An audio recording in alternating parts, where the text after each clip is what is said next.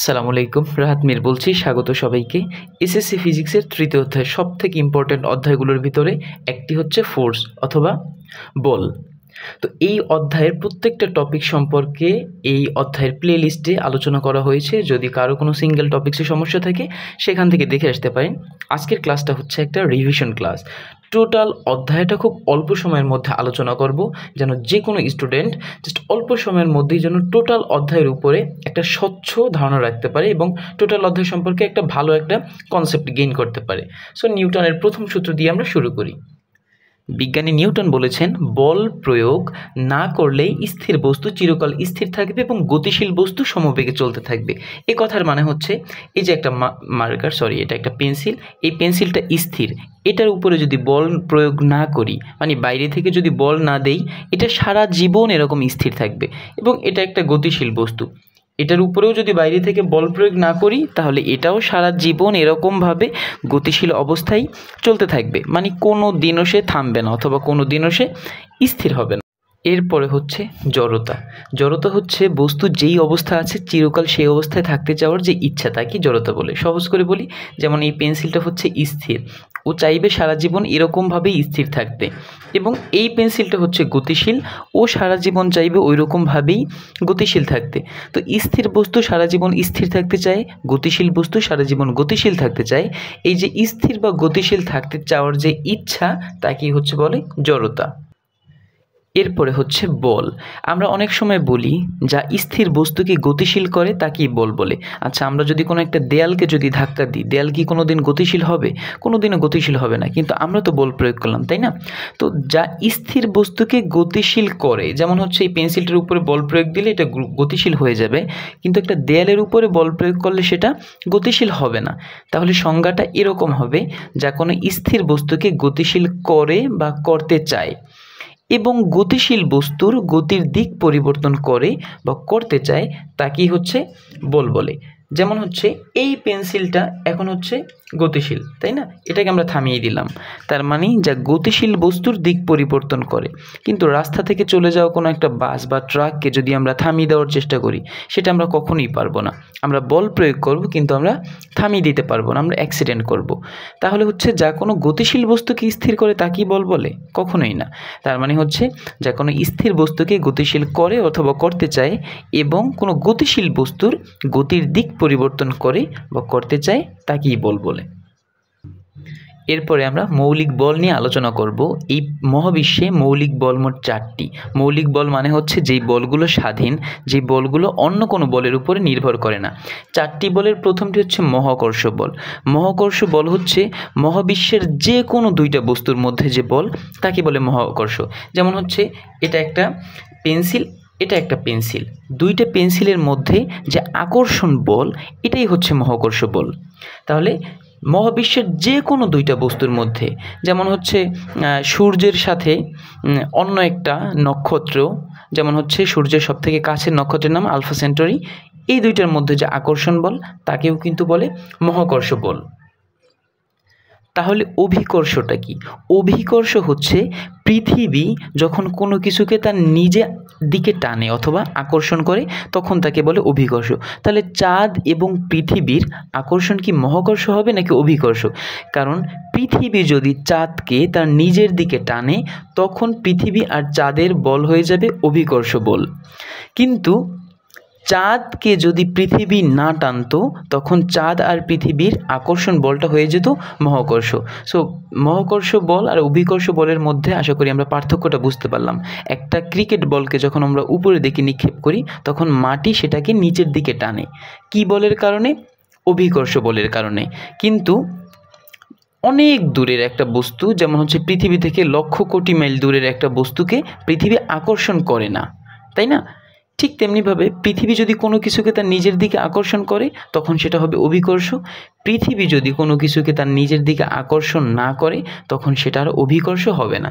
যেমন হচ্ছে চাঁদ আর সূর্যের মধ্যে যে আকর্ষণ, এটা হচ্ছে মহাকর্ষ বল, কারণ চাঁদ আর সূর্য এটা মহাবিশ্বের মধ্যেরই 2টা বস্তু। এরপরে হচ্ছে তড়িৎ চৌম্বক বল। তড়িৎ চৌম্বক বলটা কি?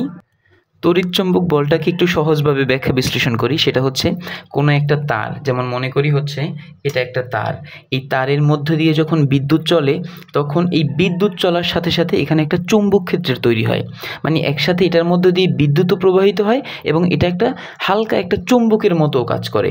সো এই তড়িৎ এবং চুম্বকের সমন্বয়ে যে বলটা তৈরি হয় সেটা কি হচ্ছে বলে তড়িৎচুম্বক বল। যেমন হচ্ছে চুম্বকের আকর্ষণ। এরপর হচ্ছে দুর্বল নিউক্লিয় বল। আচ্ছা, দুর্বল নিউক্লিয় বলটা কি? দুর্বল কথার মানে তো এমনিতে উইক, তাই না? নিউক্লিয় বল যখনই আসবে তখনই আমরা মাথায় রাখবো যেখানে হয়তোবা নিউক্লিয়াস রিলেটেড কোনো কিছু আছে। সো এখানে বলছে তেজস্ক্রিয় নিউক্লিয়াস থেকে যে বিটা রশ্মি বের হয় সেটাই দুর্বল নিউক্লিয় বল। তেজস্ক্রিয় মানে নিউক্লিয়াস কারা? আমরা জানি যাদের মৌলের পারমাণবিক সংখ্যা 82 বা তার থেকে বেশি, তাদের মৌলের নিউক্লিয়াস থেকে অটোমেটিকভাবে বিভিন্ন তেজস্ক্রিয় রশ্মি নির্গত হয়, সেগুলো হচ্ছে তেজস্ক্রিয়তা, তাই না? সো হচ্ছে তেজস্ক্রিয় নিউক্লিয়াস থেকে যে বিটা রশ্মি বের হয়, জাস্ট অ্যান এক্সাম্পল, একটা মৌলের নিউক্লিয়াসের মধ্য দিয়ে যদি বিটা রশ্মি বের হয় তখনই সেটাকে বলে দুর্বল নিউক্লিয় বল। এরপর হচ্ছে সবল নিউক্লিয় বল। তার মানে হচ্ছে এটা দুর্বল নিউক্লিয় বলের থেকে শক্তিশালী। আমরা জানি একটা পরমাণু গঠিত কি নিয়ে? ইলেকট্রন, প্রোটন আর নিউট্রন। ইলেকট্রন থাকে চারদিকের কক্ষপথে এবং প্রোটন এবং নিউট্রন থাকে নিউক্লিয়াসের মধ্যে, একটার একটার সাথে অনেক শক্তভাবে যুক্ত থাকে। এই যে নিউক্লিয়াসের মধ্যে প্রোটন আর নিউট্রন দুইটা যে শক্তিশালী বলের মাধ্যমে যুক্ত থাকে সেটাই হচ্ছে সবল নিউক্লিয় বল। তাহলে আমরা জানি পৃথিবীর এই মহাবিশ্বের সব কিছু তৈরি হচ্ছে পরমাণু নিয়ে, তাই না? আর পরমাণু টিকে থাকে কি কারণে? প্রোটন আর নিউট্রন এর কারণে। প্রোটন নিউট্রন থাকে নিউক্লিয়াসের মধ্যে। তার মানে যদি এই সবল নিউক্লিয় বল না থাকতো তাহলে প্রোটন আর নিউট্রন কিন্তু একসাথে থাকতে পারতো না, তখন পরমাণু তৈরি হতো না, মহাবিশ্বের কোনো কিছুই তৈরি হতো না। তার মানে হচ্ছে সবল নিউক্লিয় বল সবথেকে ইম্পর্টেন্ট বলের ভিতরে একটি। সাম্য এবং অসাম্য বল। আন্তরিকভাবে দুঃখ প্রকাশ করছি, কারণ হচ্ছে মৌলিক বলের আগে ছিল সাম্য এবং অসাম্য। যাই হোক, শীটগুলো এক্সচেঞ্জ হয়ে গেছে। সো সাম্য বল কি? যে বল সাম্য অবস্থা সৃষ্টি করে তাকে সাম্য বল বলে। একেবারে সহজে ক্যাজুয়ালি বুঝাই, একটা বস্তু একটা দড়ির সাথে বাঁধা, তাই না? সো এই যে বস্তুটা যে একটা দড়ির সাথে বাঁধা, এই বস্তুটাকে উপরের দিকে টেনে রাখছে কে? দড়িটা, এবং নিচের দিকে টানতেছে জি, মানে পৃথিবী এই বস্তুটাকে মাটির দিকে টানতেছে আর দড়ি এই বস্তুটাকে উপরের দিকে টানতেছে। তার মানে এই বস্তুটা কিন্তু এখন উপরেও যাচ্ছে না, নিচেও যাচ্ছে না, তার মানে একটা সমান একটা অবস্থায় আছে, স্থির আছে। এই বলটাই হচ্ছে সাম্য বল। তার মানে যেই বল সাম্য অবস্থা তৈরি করে তাকেই বলে হচ্ছে সাম্য বল। মানে হচ্ছে একেবারে সংক্ষেপে বলতে গেলে যেই বলের কারণে বস্তুটা স্থির হয়ে আছে ঝুলন্ত অবস্থায়, এটাই সাম্য বল, তাই না? বস্তুটা ডানেও যাচ্ছে না, বামেও যাচ্ছে না, উপরেও যাচ্ছে না, নিচেও যাচ্ছে না। তাহলে অসাম্য বলটা কি? সাম্য বল যেহেতু স্থির থাকে কোনো বস্তু, অসাম্য বলে বস্তুটা স্থির থাকবে না। যেমন হচ্ছে এটা একটা বস্তু, এই বস্তুটাকে যদি, এই সেম বস্তুটাকে যদি আমরা এখানে নিয়ে যদি ছেড়ে দেই তো তখন চিত্রটা কীরকম হবে? এই বস্তুটা এরকমভাবে ঘুরতে থাকবে না, এরকমভাবে তো বস্তুটা দুলতে থাকবে। এই চিত্রেই সেটা দেখালাম যে বস্তুটা এখানে দুলতেছে। হ্যাঁ, তো বস্তুটা কিন্তু এখন স্থির নেই, বস্তুটা কিন্তু এখন সাম্য অবস্থায় নেই। তার মানে সাম্য অবস্থার বিঘ্ন ঘটলো। তার মানে যেই বল সাম্য অবস্থার বিঘ্ন ঘটায় তাকে অসাম্য বল বলে। তার মানে সাম্য বল হচ্ছে স্থির শান্ত একটা বল, অসাম্য বল হচ্ছে এটা সমতায় নাই বা সমান বা স্থির অবস্থায় নাই, এটাই হচ্ছে আমাদের অসাম্য বল। এরপরে হচ্ছে খুবই ইম্পর্টেন্ট একটা বিষয় শুরু করতে যাচ্ছি, সেটা হচ্ছে ভরবেগ। কারণ এই ভরবেগ থেকে ভরবেগের সংরক্ষণশীলতার নীতি, শক্তির সংরক্ষণশীলতার নীতি, কথা না বাড়িয়ে সংক্ষেপে আলোচনা করি। ভরবেগ কি? ভর এবং বেগের গুণফলকে বলে হচ্ছে গিয়ে ভরবেগ। যেমন হচ্ছে এই যে পেন্সিল, এটা একটা ভর আছে, ভর ধরি হচ্ছে 5 গ্রাম বা 10 গ্রাম। এটাকে বল প্রয়োগ করার ফলে এখন এটার একটা বেগ তৈরি হলো, তাই না? এটা একটা বেগ প্রাপ্ত হলো, এই যে আবারও এটা একটা বেগ প্রাপ্ত হলো। সো এই যে ভর এবং বেগের গুণফলকে বলে ভরবেগ। তার মানে এই বস্তুটার ভর যদি বেশি হয় এবং এর বেগটাও যদি বেশি হয়, এর ভরবেগটা বেশি হবে। বস্তুটার ভর যদি কম হয়, এর বেগটাও যদি কম হয়, তখন এটার ভরবেগটা কম হবে। তার মানে হচ্ছে ভর এবং বেগের গুণফলকে বলে ভরবেগ। সো ভরকে প্রকাশ করা হয় এম বা ম্যাস মানে ভর, বেগ মানে হচ্ছে ভি মানে হচ্ছে ভেলোসিটি, এবং পি দিয়ে হচ্ছে ভরবেগকে প্রকাশ করা হয়। সো আপনাদের জন্য একটা ম্যাথ রাখলাম, সেটা খুবই ইজি, যদি কারো পক্ষে সম্ভব হয় এটা সলভ করা অবশ্যই কমেন্টে জানিয়ে দিবেন। একটি বস্তুর ভর 10 কেজি, তার মানে m এর মান 10 কেজি, প্রতি সেকেন্ডে 5 ms ইনভার্স 1 বেগে যাচ্ছে, তার ভরবেগ কত? তার মানে আমরা জানি ভর এবং বেগের গুণফল, ভর হচ্ছে 10, বেগ হচ্ছে 5, তাহলে ভরবেগটা কত হবে? আই থিঙ্ক এটা আপনারা খুব ইজিলি সলভ করতে পারবেন। এখানে আরেকটা ব্যাপার বলে রাখি, সেটা হচ্ছে আমরা তো জানি ভরকে m দিয়ে প্রকাশ করে, বেগকে v দিয়ে, কিন্তু এখানে আদি ভরবেগ শেষ ভরবেগ বলতে একটা কথা আছে। এই যে বস্তুটার ভর, এটা হচ্ছে, এটার ভরটা স্থির থাকে, এটার ভরের পরিবর্তন হয় না, তাই না? কিন্তু এর বেগটা এখন কিন্তু আছে স্থির, তার মানে এইটা হচ্ছে তার আদি বেগ, মানে শুরুর বেগ স্থির, এটাকে আদি বেগকে ইউ দিয়ে প্রকাশ করা হয়। এখন বেগটা গতিশীল হয়ে গেল, তার মানে আদি বেগ থেকে শেষ বেগ প্রাপ্ত হলো। এই শেষ বেগকে প্রকাশ করে ভি দিয়ে, আদি বেগকে প্রকাশ করে ইউ দিয়ে। সো আদি বেগ হচ্ছে ইউ এবং ভর হচ্ছে এম, তাহলে আদি ভরবেগ এম ইউ, শেষ বেগ হচ্ছে ভি, ভর হচ্ছে এম, তাহলে ভরবেগ হচ্ছে এম ভি। সো ভরবেগের পরিবর্তন, কারণ শুরুতে এটার যে ভরবেগ ছিল আর শেষে এটার ভরবেগ কিন্তু কখনোই সমান না, এই জন্য ভরবেগের পরিবর্তন হচ্ছে শেষ ভরবেগ মাইনাস আদি ভরবেগ, মানে হচ্ছে M V minus M U. এবং ভরবেগের একক হচ্ছে কেজি ms ইনভার্স 1, মাস হচ্ছে mlt ইনভার্স। এরপরে হচ্ছে সবথেকে ইম্পর্টেন্ট যেখান থেকে সূত্র তৈরি হয়, সেটা হচ্ছে ভরবেগের সংরক্ষণশীলতা। আচ্ছা, সংরক্ষণ মানে কি? আপনাকে যদি কেউ বলে যে কোনো একটা মূল্যবান কোনো কিছু দিয়ে যেটা সংরক্ষণ করে রাখো, তার মানে কি? এটাকে হেফাজতে রাখো, যেন এটার কোনো পরিবর্তন না হয়, তাই না? এটাই তো সংরক্ষণ। তাহলে ভরবেগের সংরক্ষণশীলতা কি? ভরবেগের সংরক্ষণশীলতা মানে ভরবেগটা পরিবর্তন হবে না। এখানে সূত্রটা দেওয়া আছে, একাধিক বস্তুর মধ্যে ক্রিয়া প্রতিক্রিয়া ছাড়া অন্য কোনো বল কাজ না করলে নির্দিষ্ট দিকে তাদের ভরবেগের কোনো পরিবর্তন হবে না। সো সূত্রটাকে যদি আমরা একেবারে সহজ ভাষায় বিশ্লেষণ করি, যেমন হচ্ছে এদিক থেকে একটা গাড়ি আসতেছে, এটার ভর হচ্ছে 10 কেজি, বেগ হচ্ছে 5 ms ইনভার্স 1। এদিক থেকে একটা গাড়ি যাচ্ছে, ভর হচ্ছে 20 কেজি, বেগ হচ্ছে 5 ms ইনভার্স 1। এখন এরও তো একটা ভরবেগ আছে, এরও একটা ভরবেগ আছে, তাই না? সো এই বস্তু দুইটার মধ্যে যদি সংঘর্ষ হয়, শুধু সংঘর্ষ বলটাই, বাইরে থেকে কোনো বল আমরা প্রয়োগ করব না, তো সংঘর্ষের আগেও এদের যে ভরবেগের যোগফল ছিল, সংঘর্ষের পরও এই দুইটার ভরবেগের যোগফল একই। এখন তো বস্তু দুইটা দুই জায়গায়, এদের মধ্যে সংঘর্ষ হয় নাই, কিন্তু বস্তু ওরও একটা ভরবেগ আছে, ওরও একটা ভরবেগ আছে, দুইটার ভরবেগটা যদি আমরা যোগ করে দিই এবং দুইটা বস্তুর সংঘর্ষ হওয়ার পরেও যদি দুইটা বস্তুর ভরবেগটা আমরা যোগ করে দিই, তো তখন আগের ভরবেগ এবং পরের ভরবেগটা সমান হবে। কখন সমান হবে? যদি সংঘর্ষে বাইরে থেকে কোনো বল প্রয়োগ করা না হয়। যেমন হচ্ছে আপনি একজনের সাথে পাঞ্জা ধরলেন, আপনি বেশি শক্তিশালী, সে কম শক্তিশালী। সো আপনি পাঞ্জা ধরার আগেও বেশি শক্তিশালী ছিলেন, পরেও বেশি শক্তিশালী থাকবেন, সে আগেও দুর্বল ছিল, পরেও দুর্বল থাকবে।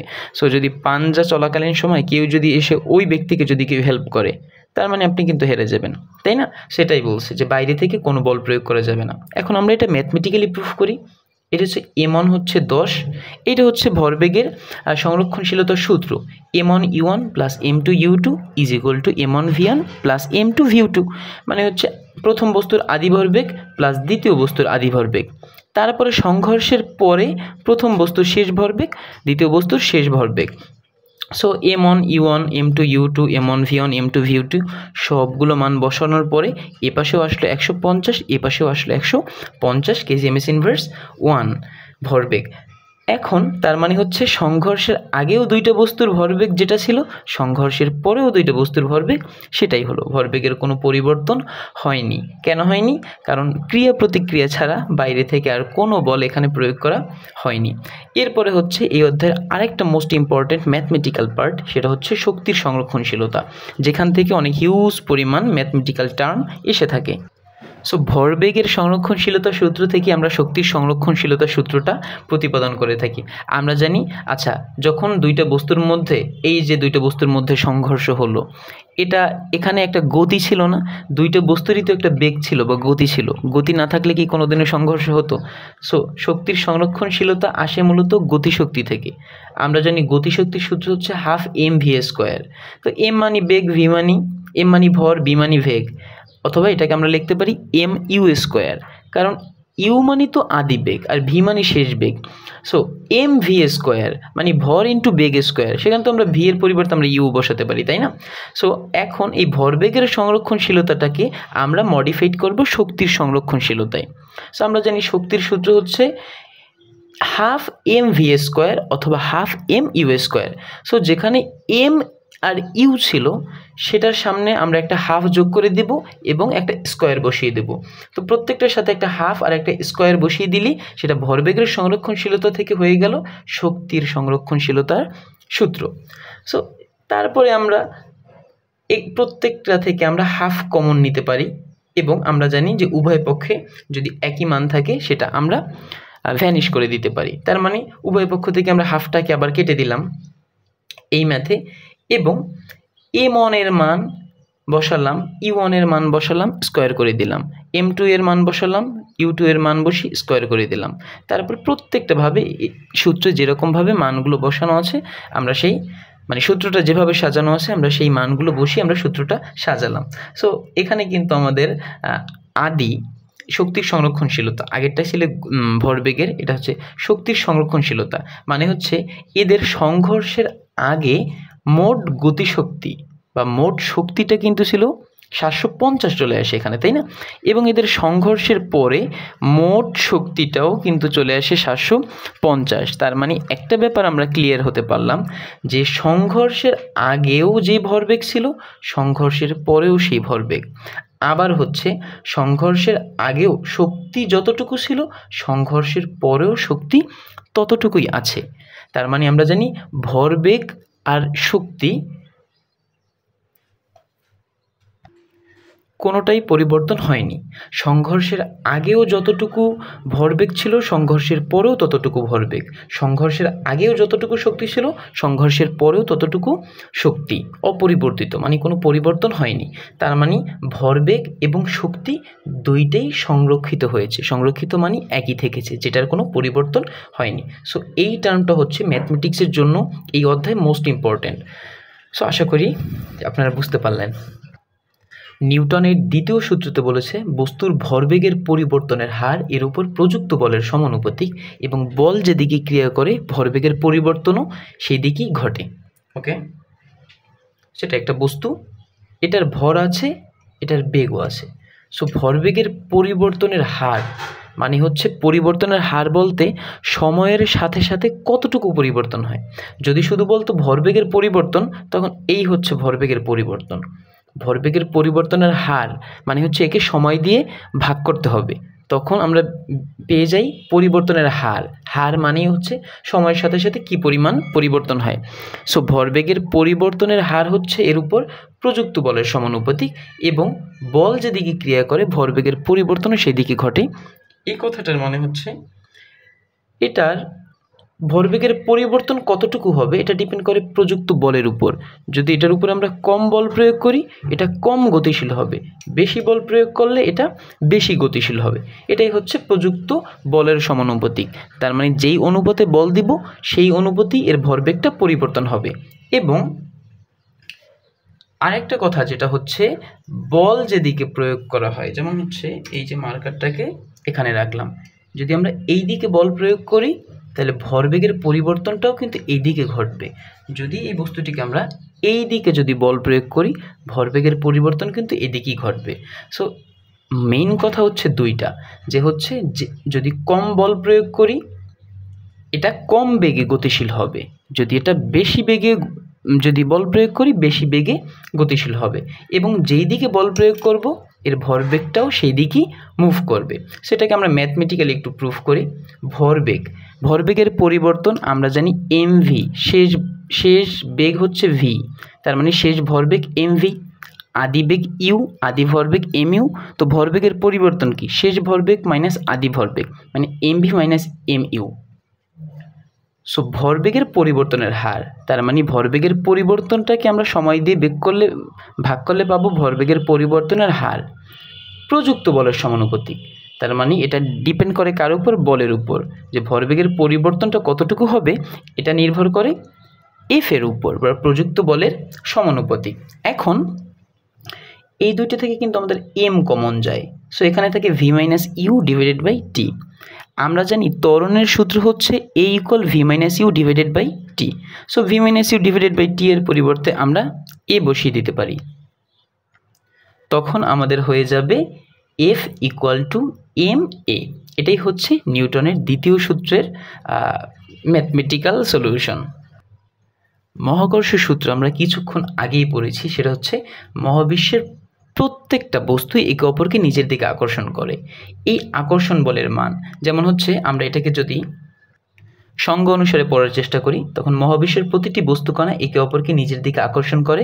আকর্ষণ বলের মান বস্তুকণাদ্বয়ের ভরের গুণফলের সমানুপাতিক, দূরত্বের বর্গের ব্যস্তানুপাতিক। সেটাকে আমরা খুব সহজে বিশ্লেষণ করি। মহাবিশ্বের মধ্যে দুইটা বস্তু নিলাম, যেমন একটা কলম আর একটা খাতা। একটার ভর দিলাম m1 আর একটার ভর হচ্ছে m2। সো m1 ও m2কে মানে বই ও খাতাটাকে তার নিজের দিকে আকর্ষণ করে এবং খাতা ও বইটাকে তার নিজের দিকে আকর্ষণ করে। সো এই আকর্ষণ বলের মান, তার মানে কার মান? এখানে হচ্ছে আমাদের এফ এর মান। সো এই মহাকর্ষ আকর্ষণ বলের মানটা হবে বস্তুকণা দুইটার ভরের গুণফলের সমানুপাতিক। তার মানে বলের মহাকর্ষ বল হবে m1 m2 এর সমানুপাতিক এবং দূরত্বের বর্গের ব্যস্তানুপাতিক। সো মধ্যবর্তী দূরত্বটাকে আমরা আর দিয়ে প্রকাশ করলাম। অনেক সময় মধ্যবর্তী দূরত্বটাকে আমরা ডি দিয়ে প্রকাশ করি। তার মানে দূরত্ব হচ্ছে আর, দূরত্বের বর্গ হচ্ছে আর স্কোয়ার, আর ব্যস্তানুপাতিক মানে হচ্ছে 1/r²। তার মানে মহাকর্ষ বল এফ বলটা ডিপেন্ড করে ভর দুইটার গুণফলের উপর আর দূরত্বের বর্গের উপরে। সো আমরা লিখতে পারি F = m1 m2/r²। কিন্তু জিটা কোথা থেকে আসলো? জি হচ্ছে একটা মহাকর্ষীয় ধ্রুবক, ঠিক আছে, একটা সমানুপাতিক ধ্রুবক।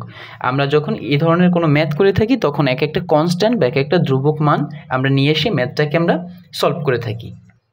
সো মহাকর্ষ সূত্রের সংজ্ঞা থেকে আমরা মহাকর্ষ সূত্রটাকে আমরা প্রতিপাদন করলাম। এখন হচ্ছে ম্যাথমেটিক্যাল টার্ম, সব থেকে ইম্পর্টেন্ট, সেটা হচ্ছে আমরা জি এর মানটা বের করব। আমরা জানি পৃথিবী পৃষ্ঠে জি এর মান তো 9.8। এটাকে আমরা ম্যাথমেটিক্যালি প্রুফ করি। এটা হচ্ছে একটা পৃথিবী এবং পৃথিবীর উপরে একটা বস্তু রাখলাম। এটাকে ধরেন আমি, এটা অথবা আপনি বা যে কোনো একটা বস্তু রাখলাম। এটার ভর হচ্ছে স্মল এম, পৃথিবীর ভরটা হচ্ছে ক্যাপিটাল এম, এবং পৃথিবীর কেন্দ্র থেকে ওই বস্তুটা পর্যন্ত দূরত্বটাকে আমরা জানি ব্যাসার্ধ বলে। এই জন্য ব্যাসার্ধ এই দূরত্বটাকে আমরা ক্যাপিটাল আর দিয়ে প্রকাশ করব। সো সূত্রটাকে যদি আমরা আগের সূত্রের প্যাটার্নে সাজাই, আগের সূত্রটা কী ছিল? F = gm1 m2/d²। সব কিছুই ঠিক থাকবে, শুধু পৃথিবীর ভরটাকে ক্যাপিটাল এম দিয়ে প্রকাশ করব। আর যেহেতু পৃথিবীর কেন্দ্র থেকে এই বস্তুটা পর্যন্ত দূরত্বকে আর দিয়ে প্রকাশ করি, এটাকে আমরা ক্যাপিটাল আর দিয়ে প্রকাশ করব। এখন আমরা জানি এফ এর পরিবর্তে আমরা লিখতে পারি ma, কারণ নিউটনের দ্বিতীয় সূত্রে আমরা পেয়েছিলাম কি F = ma। কিন্তু যখন অভিকর্ষ বল চলে আসে তখন এর পরিবর্তে আমরা জি বসাই, এটা আমরা সবাই জানি। সো এফ এর পরিবর্তে আমরা বলতে পারি mg। সো এই পাশ থেকেও m কাটতে পারি, কারণ এই পাশেও m আছে। একই মান দুই পাশে থাকলে আমরা দুইটা থেকে m ভ্যানিশ করতে পারি, তখন থেকে g = gm/r²। সো জি হচ্ছে কি? এই যে মহাকর্ষীয় ধ্রুবকের মান এখানে আমি লিখে দিয়েছি, এটা মুখস্থ করে রাখবেন। m হচ্ছে পৃথিবীর ভর এবং আর হচ্ছে পৃথিবীর ব্যাসার্ধ। সো এই তিন মানটা বসিয়ে যদি আমরা ক্যালকুলেশনস করি তখন মানটা চলে আসে 9.8 সামথিং ms−2। এই জন্য হচ্ছে পৃথিবী পৃষ্ঠে জি এর মান হচ্ছে 9.8। কিন্তু কথা হচ্ছে যদি বস্তুটা পৃথিবীর পৃষ্ঠে না রেখে ধরেন অনেক দূরে, পৃথিবী থেকে অনেক দূরে একটা বস্তু, ধরেন এখান থেকে পৃথিবী থেকে অনেক উপর দিয়ে একটা প্লেন চলে যাচ্ছে, এই প্লেনটাকে পৃথিবী কোন বল দিয়ে আকর্ষণ করবে? পৃথিবী তো এই বস্তুটাকে তো আকর্ষণ করবে, সেই বলটা হচ্ছে জি। সো পৃথিবীর উপরে যদি এই বস্তুটা থাকতো তখন তো এটাকে আকর্ষণ করতো 9.8 বল দিয়ে। এখন যেহেতু পৃথিবী থেকে অনেক দূরে, এখন কি সেটাকে 9.8 বল দিয়ে আকর্ষণ করবে? অবশ্যই না, কারণ পৃথিবী থেকে কোনো বস্তু যত দূরে যাবে তার আকর্ষণ বলের মানটাও তত কমবে।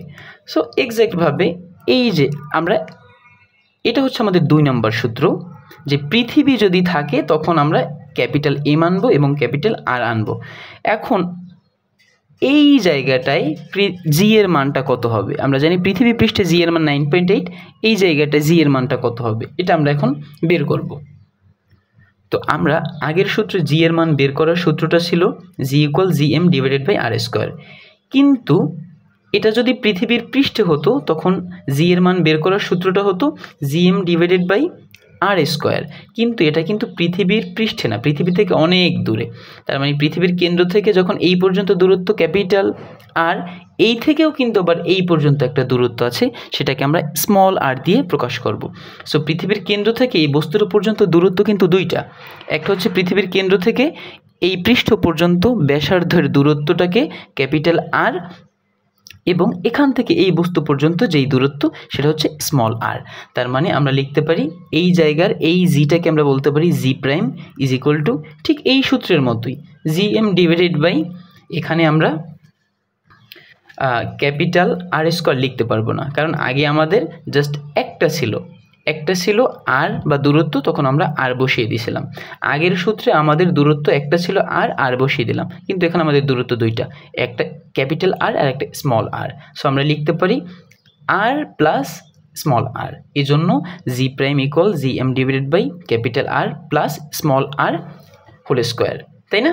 সো এই জায়গায় জি এর মান হবে, এই সূত্র অনুযায়ী যদি আমরা মানগুলো বসিয়ে দেই তাহলে আমরা সবই জানি যে জি, ক্যাপিটাল এম এবং ক্যাপিটাল আর, এই তিনটা মান মুখস্থ, এবং এই মানটা কত এটা আমাদের কোশ্চেন্স পেপারেই দেওয়া থাকবে, সেই অনুযায়ী আমরা বের করতে পারবো যে এই জায়গায় জি এর মানটা ঠিক কত। এই অধ্যায়ের সবথেকে শেষের পার্টে আমরা চলে এসেছি, সেটা হচ্ছে নিউটনের তৃতীয় সূত্র। নিউটন বলেছেন প্রত্যেকটি ক্রিয়ারই একটি সমান ও বিপরীত প্রতিক্রিয়া আছে। এ কথার মানে হচ্ছে, ধরেন আপনি একটা দেয়ালে বল নিক্ষেপ করলেন, ওই দেয়ালটা আবার আপনার দিকে ফিরে আসবে সমানভাবে এবং বিপরীত দিক থেকে, তাই না? দেয়ালকে আপনি বল নিক্ষেপ করলেন, এটা হচ্ছে ক্রিয়া বল। দেয়াল থেকে যে বলটা আবার আপনার দিকে ফিরে আসলো এটাকে বলে প্রতিক্রিয়া। তার মানে এটা সমান ও বিপরীত, তাই না? তার মানে হচ্ছে আপনি যেটা নিক্ষেপ করলেন এটা হচ্ছে ক্রিয়া, যেটা ফিরে আসলো সেটা হচ্ছে প্রতিক্রিয়া। এই জন্য বিজ্ঞানী নিউটন বলেছেন প্রত্যেকটি ক্রিয়ারই একটি সমান ও বিপরীত প্রতিক্রিয়া। আমরা যখন মাটিতে হাঁটি তখন আমরা পা দিয়ে মাটির দিকে একটা বল প্রয়োগ করি, মাটিও আমাদের উল্টো দিকে একটা বল প্রয়োগ করে দেখে আমরা সামনে হাঁটতে পারি, কিন্তু বালুর মধ্যে আমরা যখন বল প্রয়োগ করি বালুটা সরে যায়। তার মানে বালু সঠিকভাবে আমাদের বলটা নিতে পারে না, এবং এই জন্য বালুও আমাদের দিকে সঠিকভাবে বলটা প্রয়োগ করতে পারে না দেখে বালুর ভিতরে হাঁটতে আমাদের কষ্ট হয়। সো নিউটনের তৃতীয় সূত্র একটা ফিলোসফিক্যাল একটা ব্যাপার হচ্ছে, সেটা হচ্ছে আমাদের রিভেঞ্জ অফ নেচার, ঠিক আছে? সো আপনি ভালো কাজ করলে আপনার দিকেও ভালো ফলাফলই আসবে, এবং যদি আপনি বাজে কাজ করেন কোনো না কোনো দিন আপনি সেই কাজের ফলাফল অবশ্যই ভোগ করবেন। সো টোটাল অধ্যায়টাকে আমি খুব সংক্ষেপে ব্যাখ্যা বিশ্লেষণ করার চেষ্টা করলাম, কারণ হচ্ছে এটা হচ্ছে টোটালি একটা রিভিশন ক্লাস, এবং এই টোটাল অধ্যায়টার প্রত্যেকটা সিঙ্গেল টপিক্সের উপরে এই অধ্যায়ের প্লেলিস্টে ভিডিও আপলোড করা আছে। যদি কারো এই অধ্যায়ের প্রত্যেকটা টপিক্স বোঝানোর সময়কালে কোনো একটা টপিক্স যদি আপনি ইন ডিটেলসে না বুঝে থাকেন, এই অধ্যায়ের প্লেলিস্টটা চেক করুন, সেখানে প্রত্যেকটা সিঙ্গেল টপিক্সের ভিডিও পেয়ে যাবেন এই অধ্যায়ের উপর। যেহেতু ফিজিক্সের মোস্ট ইম্পর্ট্যান্ট একটা চ্যাপ্টার, এজন্য এটা শর্টলি এটাকে রিভিশন দেওয়ার চেষ্টা করলাম। সো এইভাবে প্রত্যেকটা ক্লাস আশা করি ইনশাল্লাহ সহজভাবে আপলোড করার চেষ্টা করব। যদি ভিডিওটি ভালো লেগে থাকে এবং সহজ ফিল হয়ে থাকে তো চ্যানেলটি সাবস্ক্রাইব করে পাশে থাকতে পারেন, যেন পরবর্তী ভিডিও আপডেটগুলো সবার আগে আপনি পেয়ে যান। সো ধন্যবাদ সবাইকে, আসসালামু আলাইকুম।